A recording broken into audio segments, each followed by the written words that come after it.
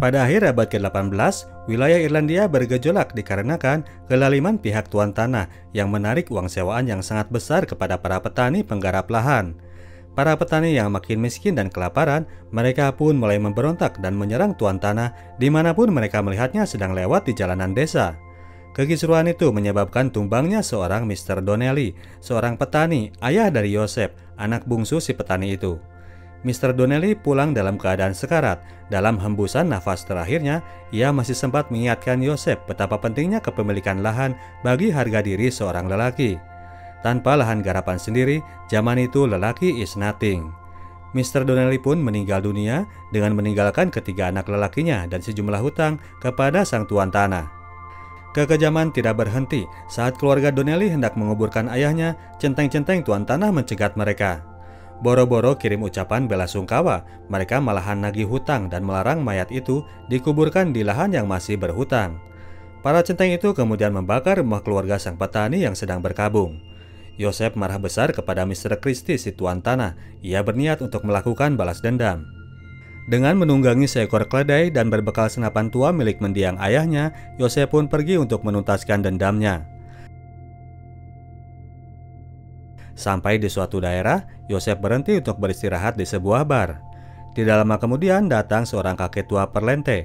Dia menyapa semua pengunjung bar dan mentraktir semuanya agar malam itu mereka mau minum bareng dengannya. Melihat respon dari warga, si kakek ini sepertinya orang yang dikenal dermawan dan baik hati. Namun alangkah kagetnya Joseph ketika kemudian ia mendengar bahwa nama orang itu adalah Daniel Christie, orang yang hendak dibunuhnya. Sepulangnya dari minum-minum, Joseph pun menguntit orang tersebut. Namun karena tadi ia melihat orangnya ternyata baik hati, dia pun jadi agak berat untuk menarik pelatuk senapannya. Percuma saja Joseph menguntit Mr. Christie sampai ke rumahnya. Karena tadi keledainya sempat kabur dan hari sudah subuh, Joseph memilih untuk melipir dulu ke kandang kuda milik Mr. Christie. Esok paginya Joseph terbangunkan oleh kedatangan seseorang yang datang ke dalam istal kuda. Si Mr. Christie ini rupanya punya seorang anak cantik, namanya adalah Shannon. Shannon ini adalah seorang cewek yang berontak. Di saat cewek zaman itu santai di rumah main piano, dia ini udah doyan kelayapan menunggang kuda. Joseph coba bersembunyi, tapi dia nggak sengaja menimbulkan suara yang membuat Shannon kemudian langsung curiga. Shannon lalu mengambil garpu jerami dan mengancam Joseph, yang pada akhirnya terpaksa keluar dari persembunyiannya. Grogi karena harus menghadapi seseorang yang mencurigakan, membuat Shannon jadi nggak sengaja menusukkan garpu jeraminya ke kaki Joseph.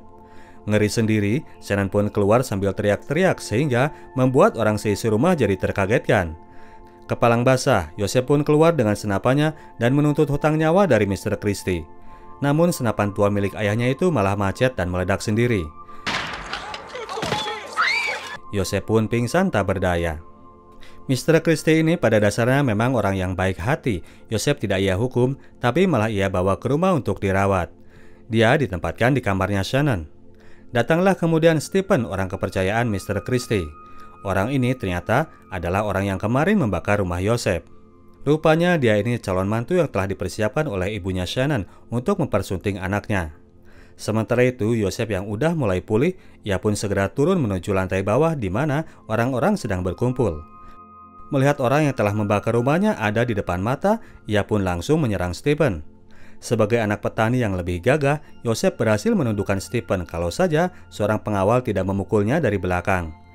Gengsi karena sudah dibantu oleh orang lain, Stephen pun mengajak Joseph duel pistol untuk membuktikan kemacoannya. Malamnya, Shannon tiba-tiba muncul lewat jendela kamar meminta Joseph untuk membiarkan dia masuk. Dia ingin membawa barang-barang miliknya. Shannon ini ternyata berniat untuk kabur esok hari. Dia bilang bahwa ia akan pergi ke Amerika.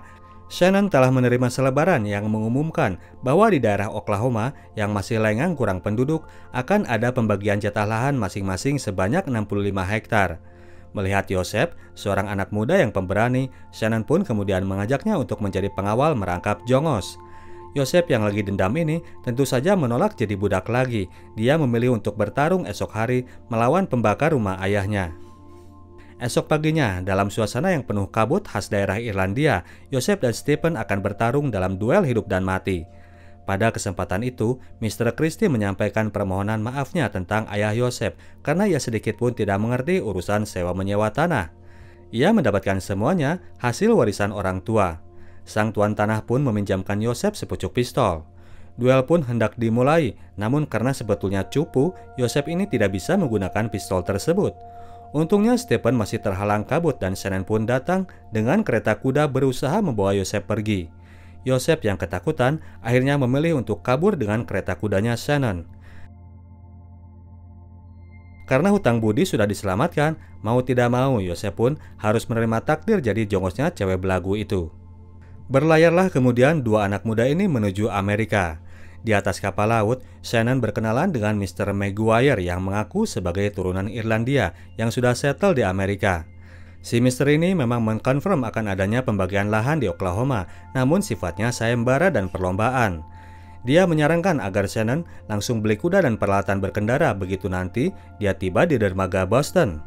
Saat itu Shannon gak bawa banyak uang, namun dia bekal beberapa set sendok perak yang bisa laku untuk dijual. Mr. Maguire bersedia memberitahu lokasi toko antik yang cocok untuk menjualnya. Bulan Agustus di tahun itu, di tahun 1892, mereka tiba di dermaga Boston yang padat dengan kedatangan para imigran. Shannon mencari-cari Mr. Maguire yang ujung-ujung ngilang meskipun pada akhirnya ia berhasil menemukannya. Setelah pamitan kepada Yosef yang tugas menjongosnya sudah putus kontrak, Shannon jalan sama si om itu. Namun gak jauh dari sana, dua orang begal menembak si om tersebut. Maguire pun roboh beserta dengan beberapa sendok perak milik Shannon yang ternyata sudah ia curi. Si om ini rupanya tukang tipu yang memanfaatkan para imigran baru. Mendengar kekacauan itu, Yosef pun balik untuk menolong Shannon dari tindak kriminal para begal lainnya.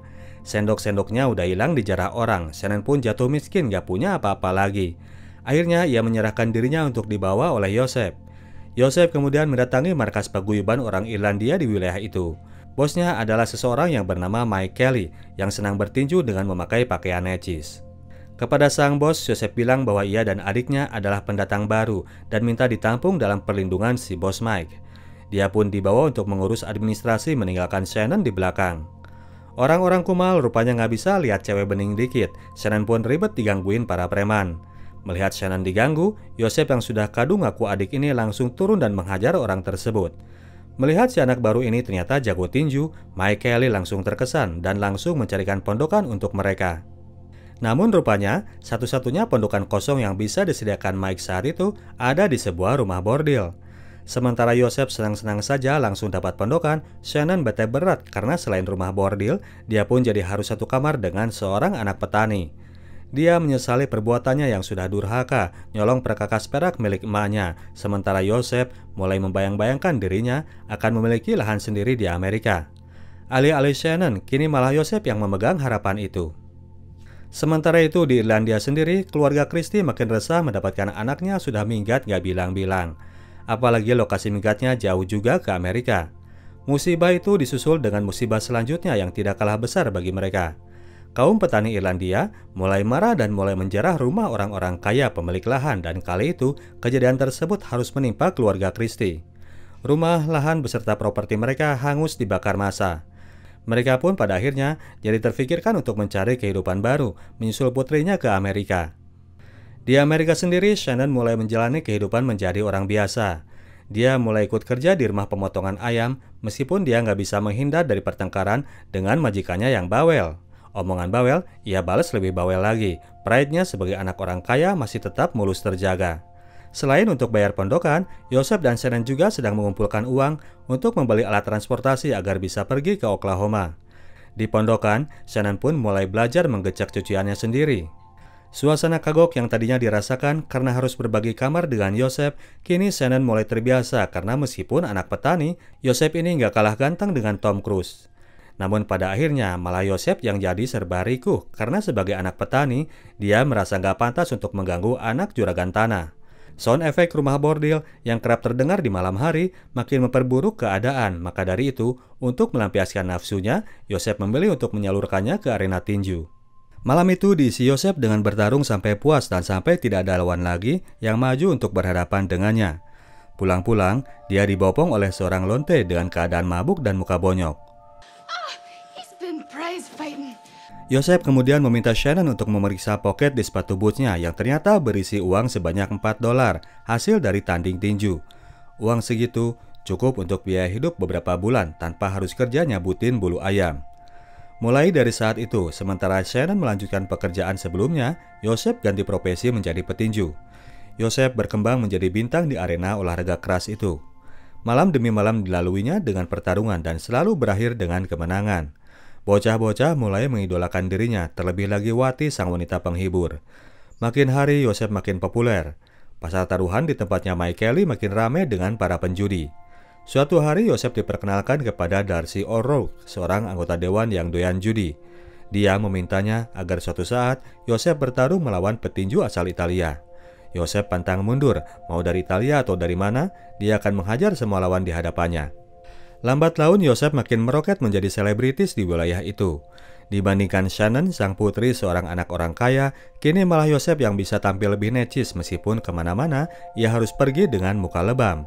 Suatu saat Joseph bertemu lagi dengan O'Rourke. Si anggota dewan ini ternyata ngiler ketika dia melihat Shannon. Mendengar adik palsunya dilecehkan, Joseph pun jadi bete. Dia pun jadi malas untuk mengikuti kemauan O'Rourke agar ia bertarung melawan petinju Italia. Hal itu membuat Mike Kelly jadi berang karena dia ini sedang PDKT sama si anggota dewan. Joseph diancam akan dihancurkan kalau dia nggak mau menuruti kemauannya. Merasa frustasi karena Joseph sekarang lebih keren dibanding dirinya, Shannon pun ngisi waktu mabuk-mabuk bersama penghuni rumah bordil. Joseph jadi kecewa melihatnya. Ia menganggap bahwa Shannon tidak mensyukuri keberadaan mereka yang telah berhasil tiba di Amerika. Shannon gak terima di pojokan. Dia balik mengecam Joseph yang dianggapnya gak bersyukur juga karena terlalu royal beli koleksi sepatu dan topi. Shannon takut kalau Joseph lupa buat nabung untuk biaya ke Oklahoma. Mereka pun akhirnya jadi bertengkar sampai berakhir Joseph melempar Shannon ke dalam bathtub. Melihat kehebohan itu, para penghuni rumah bordil malah ketawa tersipu-sipu. Apalagi ketika kemudian mereka melihat Shannon mengunci pintu membiarkan Joseph berada di luar. Udah genjot aja, kata mereka. Mbak-mbak itu dari awal memang udah gak percaya bahwa mereka ini adik kakak. Esoknya giliran Joseph yang merasa cemas karena mendapati bahwa Shannon gak pulang-pulang, padahal hari sudah malam. Saat itu datang seorang bocah yang memanggilnya. Joseph sudah ditunggu oleh Mike Kelly. Malam itu ia harus menghadapi si petinju Italia. Arena tinju rupanya sudah penuh dengan para penonton dari kedua kubu, bangsa Italia dan bangsa Irlandia. Rupanya di situ Shannon sedang berada, telah berubah menjadi seorang penari burleske. Joseph segera menyuruhnya turun. Shannon gak mau karena ia pun pengen dapat duit banyak seperti Joseph.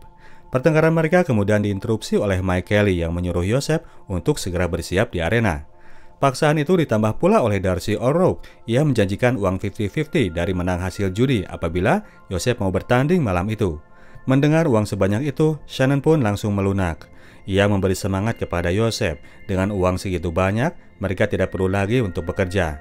Oklahoma bisa langsung mereka raih. Dengan dorongan motivasi dari putri pujaannya, Joseph pun turun menuju arena tinju. Dia nggak gentar meskipun bodi lawannya jauh lebih kekar ketimbang dirinya. Dalam pertarungan itu, Joseph memang berhasil memasukkan banyak pukulan, namun powernya masih kurang kuat untuk bisa meng-KO lawannya yang kekar itu. Sementara pertarungan berlangsung seru karena penonton pun ikut-ikutan mengganggu petarung, di belakang, sang anggota dewan minta Shannon untuk menjadi wanita penghiburnya. Meskipun gak mau, namun Shannon gak berdaya ketika Mike Kelly memaksa. Dia pun didudukan di pangkuan sang anggota dewan. Pemandangan itu terlihat oleh Joseph yang pada momen tersebut sebetulnya ia sudah berhasil melemahkan lawannya. Joseph nggak terima melihat Shannon diperlakukan semena-mena. Ia pun keluar arena menuju tempat duduk Mr. O'Rourke. Joseph menarik Shannon dari pangkuannya. Dia saat itu udah nggak peduli lagi soal besarnya uang taruhan. Namun akhirnya ia pun diseret oleh para pengawal dan para penonton yang pada kentang karena sudah kadung melempar uangnya ke meja bandar. Dalam kondisi nggak fokus, si petinju Italia meninju Joseph telak di tulang belakang. Joseph pun serta-merta melemah dan ia pun habis dihajar oleh musuhnya. Joseph kalah dalam pertarungan yang nggak jelas itu. Kecewa karena uangnya ludes ditaruhkan untuk Joseph, Mike pun berniat untuk melepehnya dari rumah tarung berikut dari pondokannya. Joseph dibuang ke sebuah tempat pembuangan sampah. Ketika siuman, Joseph pun jalan dan di situ sedang terjadi kehebohan. Dia melihat tampang Stephen yang sedang membewarakan sayembara bagi orang yang bisa menemukan Shannon. Stephen bersama keluarga Christie rupanya sudah tiba di kota Boston dan tinggal di Jalan Jefferson nomor 6. Joseph pun segera cabut dari lokasi itu dan langsung menuju pondokannya. Shannon memang sedang berada di sana dan sedang disekap oleh Mike Kelly.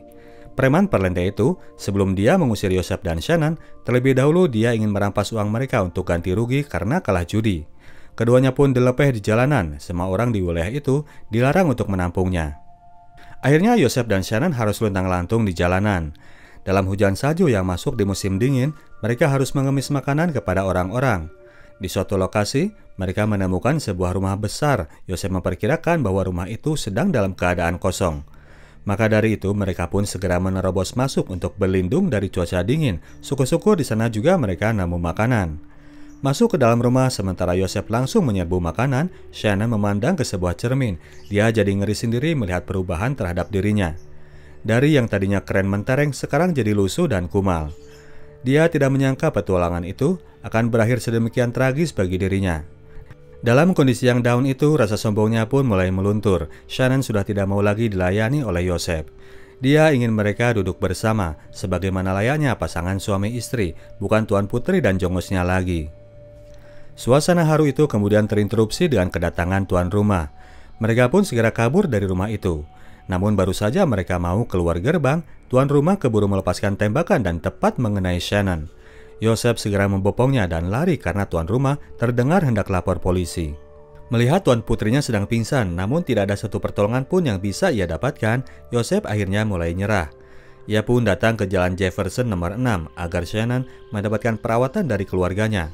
Saat itu yang menerima mereka adalah Stephen. Yosef kembali diperlakukan seperti jongos dan dilarang untuk dekat-dekat dengan calon istrinya. Untung saja tembakan tadi cuma terkena bagian bahu. Diperkirakan bahwa Shannon masih bisa diselamatkan. Kini melihat sang tuan putri sudah berada dalam kondisi aman, Yosef pun memilih untuk mundur, menyerahkan Shannon dalam perawatan keluarganya dan Stephen. 8 bulan kemudian, Yosef sudah berada di pegunungan Ozark yang berdekatan dengan wilayah Oklahoma. Selama waktu itu, ia sudah bekerja di proyek pembuatan rel kereta api. Terlihat rombongan kereta kuda yang sedang bergerak menuju Oklahoma. Info yang ia dengar, mereka itu para peserta sayembara perebutan lahan di wilayah tersebut. Yosef sudah tidak tertarik dengan lahan, yang diingatnya saat itu cuma Shannon sang tuan putri. Proyek pembuatan rel berlanjut, menyisir rute menuju daerah Missouri dan rombongan para pemburu lahan makin hari makin terlihat beriringan. Yosef jadi teringat lagi pesan mendiang ayahnya, tanpa lahan, lelaki is nothing. Akhirnya ketika kereta yang membawanya rehat di sebuah tempat, Yosef memutuskan untuk turun dan ikut bergabung dengan para pemburu lahan menuju Oklahoma. Wilayah Oklahoma itu memang sebuah pelataran lahan yang sangat luas dan membentang. Kini kondisinya jadi kosong setelah ditinggal oleh suku-suku Indian, penghuni sebelumnya yang habis dibantai oleh tentara Amerika. Sampailah kemudian Yosef di Oklahoma Territory. Di sana sudah terpasang beberapa tenda yang ternyata tidak semuanya hendak berburu tanah. Ada yang pameran mesin kereta dan ada juga yang sekedar jualan kopi. Peraturan sayembara itu adalah para peserta nantinya akan saling berlomba menuju lokasi-lokasi yang telah ditentukan untuk mencabut bendera panitia dan menancapkan benderanya masing-masing. Yosef segera ikut mendaftar lalu mencari seekor kuda untuk mencari tunggangannya. Tinggal 2 ekor lagi sisa kuda yang ada. Yosef memilih kuda yang manut meskipun agak lambat ketimbang memilih kuda yang satunya, seekor kuda jingkrak yang gak jelas kemana larinya. Setelah mendapatkan kudanya, ia pun jalan keliling dan gak disangka ia melihat Shannon sedang berada di lokasi. Cewek ini ternyata memang punya tekad baja. Shannon tetap bertekad memiliki lahannya sendiri. Kali itu ia membawa serta keluarganya. Selain keluarga, hadir pula Stephen, calon suami pilihan emak. Mereka saat itu baru pulang survei dan sudah menandai daerah yang mereka incar di pinggiran sungai. Sampai saat itu Stephen dan Shannon masih belum menikah dan sepertinya Shannon sendiri memang gak cinta dengan si kumis. Ia hanya terpaksa mengikuti keinginan orang tuanya. Saat sang tuan putri sedang sendiri, Yosef pun datang menghampiri. Dia senang melihat kondisi Shannon yang sehat walafiat, demikian juga dengan sebaliknya. Tidak banyak kata-kata yang bisa mereka ungkapkan. Yosef pun balik jalan, membiarkan Shannon dengan kehidupannya yang sekarang. Stephen rupanya melihat adegan itu.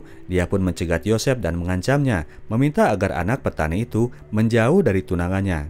Saat itu Yosef sama sekali nggak mau terpancing. Ia membiarkan Stephen berbicara yang ia suka. Malamnya setelah minum-minum di sebuah bar darurat, Yosef menemukan bahwa kudanya sudah mati secara misterius. Pagi hari tanggal 16 September 1893, di hari yang bersejarah itu, para pemburu lahan pun mulai bersiap untuk berlomba. Mayoritas dari mereka berkendara kuda, namun ada juga yang memakai gerobak sapi. Yosef pada akhirnya harus berakhir dengan si kuda jingkrak. Dia berusaha keras untuk bisa menaklukkan kuda tersebut. Lewatlah kemudian Shannon yang masih bersimpati kepada Yosef. Dia memberi saran agar Yosef pelan-pelan membujuk kudanya. Seseorang kemudian berusaha maju untuk curi start dan langsung ditembak mati oleh tentara kavaleri. Ketika lomba dimulai, sementara yang lain langsung melaju menuju titik-titik tujuan mereka, Yosef masih sibuk menjinakkan kudanya. Lambat laun akhirnya kuda itu mau berlari ke arah yang dituju dan ternyata larinya memang kencang juga. Gabunglah kemudian Yosef dengan si kuda jingkrak masuk ke deretan para pemburu lahan. Ada yang sudah menancapkan tiang, ada yang jatuh terperosok lubang, ada yang saling tabrakan dan ada juga yang saling bunuh. Rata-rata dari mereka bergerak menuju wilayah yang rimbun, di mana di sana tanahnya pasti subur dan dekat menuju sumber air. Laju si kuda jingkrak mirip Yosef ternyata memang tak tertahankan. Kuda itu melaju kencang bagaikan seekor kuda pacu. Di tengah jalan, Yosef melihat bahwa Shannon bergerak ke arah kiri, maka dari itu ia pun segera melaju menuju arah yang sama. Shannon dengan ditemani Stephen memang sedang bergerak keluar jalur jalan menuju sebuah daerah di pinggiran sungai. Mereka pun telah tiba dan langsung menuruni tebing yang terjal ke arah sungai. Saat giliran Shannon yang turun, ia pun sempat terjatuh. Yosef yang sudah ada di belakangnya langsung membantu putri pujaannya itu ketimbang Stephen yang malah bentak-bentak menyuruh Shannon segera bangun. Shannon saat itu nggak mau dibantu, ia malah menyuruh Yosef untuk segera bergerak dan segera mengklaim lahan miliknya. Yosef pun mengikuti keinginan sang tuan putri. Kedua lelaki itu pun akhirnya saling bertarung dan perkelahian pastinya dimenangkan oleh Yosef yang seorang jago tinju. Akhirnya Yosef yang berhasil duluan tiba di lahan yang telah ditandai oleh Stephen, namun ia tidak segera menancapkan benderanya. Ia malah tertegun melihat Shannon. Kesempatan itu dipergunakan oleh Stephen untuk menyerangnya, namun kali ini apes bagi Yosef, ia jatuh terantuk batu. Stephen berhasil merebut bendera dari tangan Yosef dan meminta Shannon untuk segera menghampirinya. Shannon ternyata malah lebih fokus kepada Yosef dan hal itu membuat Stephen jadi memble. Dia malas kalau harus dapat lahan, tapi nggak ada Shannon berada di sampingnya. Ia pun menjatuhkan benderanya dan langsung pergi. Shannon gak peduli, dia saat itu lebih mementingkan Yosef yang kepalanya berdarah. Kedua anak muda beda kasta ini memang sudah diskenariokan untuk bersama. Seperti juga Stephen, Yosef merasa lahannya nggak berarti kalau dia tidak bisa bersama Tuan Putri. Yosef menyatakan rasa cintanya, dia memang gak bisa calistung, tapi ia akan berusaha keras menggarap lahan sebelum akhirnya menjadi penggarap Shannon. Mereka pun mengepalkan tangan pada tongkat bendera dan bersama menancapkannya pada lahan tersebut. Oke, demikianlah ceritanya Bro dan Sis. Kita tim Sinotok cabut dulu, sampai jumpa di video kita selanjutnya. Ciao.